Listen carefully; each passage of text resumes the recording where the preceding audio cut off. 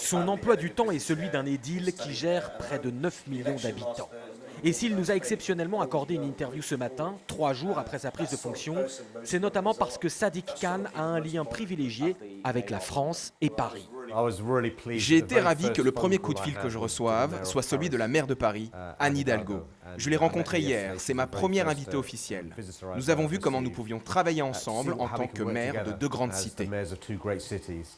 Quelques jours avant son élection, il nous avait confié son attachement à Paris, lui qui en est un visiteur régulier et qui se trouvait dans une autre salle de concert durant la période des attentats de novembre. Hier, en accueillant à la gare Saint-Pancras son homologue parisienne, de gauche comme lui, le maire de Londres a voulu souligner les défis communs des deux capitales voisines. Nous devons nous attaquer à la crise du logement, de la pollution de l'air, de la question de l'intégration et rendre nos villes plus sûres. Nos deux villes veulent être des exemples.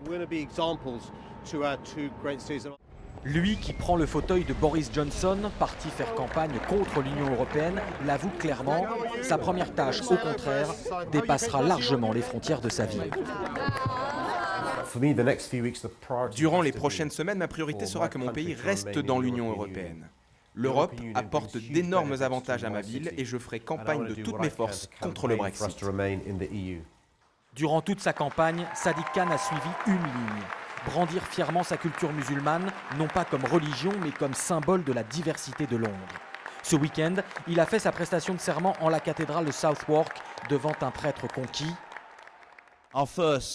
Notre premier maire musulman. C'est quelque chose dont nous, communauté chrétienne, sommes très fiers. Et a réservé sa première visite à la cérémonie du souvenir de l'Holocauste devant toute la communauté juive. Et c'est un peu malgré lui qu'il accepte son rôle d'icône de l'islam occidental. Je suis le maire de la ville la plus diverse au monde. Plus de 300 langues sont parlées ici. J'accepte d'avoir la responsabilité de rassurer les gens. Je ne suis pas un responsable musulman, je ne suis pas un leader religieux.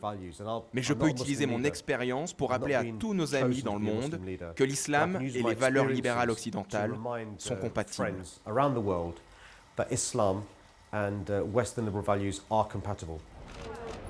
Sur ses origines et son nom, le seul cliché que Sadiq Khan a fièrement accepté de bon cœur est ce message de félicitations de l'acteur William Shatner, le capitaine Kirk de Star Trek, dont l'ennemi légendaire s'appelle Khan.